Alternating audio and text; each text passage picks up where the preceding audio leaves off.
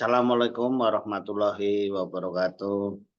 Selamat malam pemirsa. Pada kali ini kita masih membahas mengenai budidaya tanaman kelapa. Jadi salah satu kendala budidaya tanaman kelapa pada saat ini yang paling penting adalah kehadiran hama dan penyakit. Karena kehadiran hama dan penyakit ini kadang-kadang untuk jenis tertentu bisa mematikan tanaman kelapa. Baik itu pada fase pembibitan maupun pada fase di lapangan.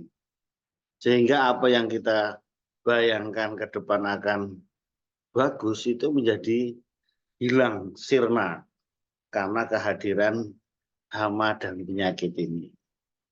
Jadi sekarang kita bahas jenis-jenisnya apa saja, kemudian secara garis besar ya.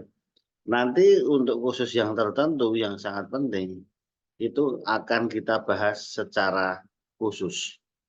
Jadi nanti per hama, per penyakit kita bahas. Yang pertama akan kita bahas sekarang mengenai jenis hama dulu. Ya. Yang pertama adalah kumbang badak atau Oryctes rhinoceros. Ya ini gambarnya yang di paling atas ini. Nah, jadi ini merupakan hama utama. Sehingga banyak di perkebunan atau tanaman kelapa itu hancur karena hama ini. Sehingga sekarang banyak di daerah tersebut sudah tidak ada tanaman kelapa lagi. Karena habis diserang oleh hama kumbang badak atau disebut kuangwung. Ya, jadi kumbang ini akan memakan pondohnya, pucuknya dengan mengebor itu berkali-kali sehingga saat masih kecil TBM pun sehingga tanaman menjadi mati. Ya, kenapa Oryctes ini menyerang tanaman kelapa ya memang mau dimakan pucuknya. Jadi yang menyerang yang jantan maupun yang betina semuanya karena perlu makan. Nah, kemudian pengendaliannya bagaimana? Ya, pengendaliannya menggunakan feromonas, menggunakan oriknet, jaring individu ataupun bentang tanaman tersebut sehingga akan menghalangi secara fisik atau menggunakan insektisida juga bisa sehingga akan menjadi gabungan. Dan pengendaliannya tidak hanya di fase kumbangnya saja, tetapi larvanya, gendolnya, uretnya juga bisa dikutip, dimusnahkan. Jadi itu secara garis besar ya. Nanti pengendalian mana yang efektif pada untuk mengendalikan Oryctes rhinoceros atau kuangwung. Kemudian yang kedua, hama yang kedua, ini kumbang sagu, Rhynchoporus. Jadi ada Rhynchoporus ferruginous, yang di atas saya kumbang moncong juga. Nah ini biasanya kerjasama dengan Oryctes. Oryctes membuat lubang, kemudian ini masuk, nanti larvanya meletakkan di situ makan dan akhirnya mahkota dari kelapa ini akan busuk dan akan potol gitu.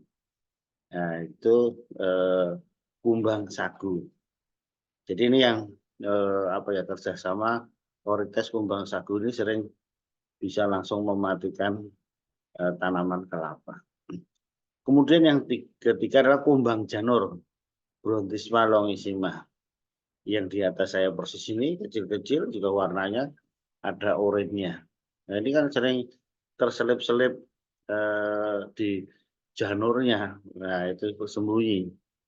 Dan ini akan menyebabkan nekrosis kering-kering nanti pada tanaman ini. Dan kalau dibiarkan ya bisa kering semua, akhirnya bisa mati. Nah kemudian ada belalang. Nah, belalang ini sering makan, dan untuk di Indonesia Timur ada seksava, belalang seksava, beda ya. Nah itu. Kemudian ada Artona catosantha. Nanti tanamannya menjadi merah-merah bergejala seperti itu karena memang dimakan oleh Artona. Kemudian ada kutu perisai atau Aspidiotus destructor. Jadi kutu putih ini nanti nampak sekali seperti ada lilinnya, ada kutunya ini. Nah, jadi ini di daun-daun, di bibit itu sering terjadi, dan tanamannya akan menderita karena serangan dari kutu perisai. Berikutnya sering ada juga ulat api. Ya, ada Parasa lepida, ada Setoranitens, jenisnya ada banyak. Dan gejalanya adalah nanti melidi, jadi daunnya seperti melidi. Pengendaliannya dengan apa? Ya bisa disemprot dengan menggunakan insektisida. Itu salah satunya. Nanti dengan berbagai macam cara kita bahas satu persatu. Ada penggerek buahnya, Tirata vivena, jadi bunganya pada rontok. Nah, dan ini menyebabkan buluk-buluk, ya itu juga bisa berjatuh. Itulah jenis-jenis hamanya. Kemudian kalau sudah berbuah nanti ada bahasan mengenai tambahannya ya. Itu ada beruang madu, waktu nanam ada serangannya.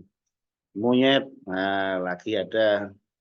Kemudian kalau sudah berbuah ada tupai, ada tikus. Nah, ini semua menjadi hama pada tanaman kelapa kita. Nah, kemudian penyakitnya apa? Penyakitnya di pembibitan ya. Dari kecil pembibitan itu ada penyakit bercak daun purpuraria. Dan ini harus ditangani, disemprot dengan menggunakan fungisida supaya tanaman kita yang bibit ini tidak tertekan. Nah, kemudian kalau di lapangan nanti nanam ada yang mati pucuk, busuk pucuk. Ya, ini ada yang disebabkan oleh Phytophthora palmipora. Ya, jadi ini yang paling sering terjadi. Dan kemudian nanti ada lagi penyakit gugur buah, apa ya, pada rontok cengkirnya itu. Nah, ada disebabkan oleh dry bud rot. Nah, gitu. Kemudian ada stem bleeding. Kemudian ada penyakit cadang-cadang ini di Filipina yang disebabkan oleh fitoplasma. Nah, ini demikian jenis-jenis hama dan penyakit yang ada pada tanaman kelapa. Ya, tadi sudah kita sebutkan banyak ya. Tapi nanti ada yang menjadi hama dan penyakit utama.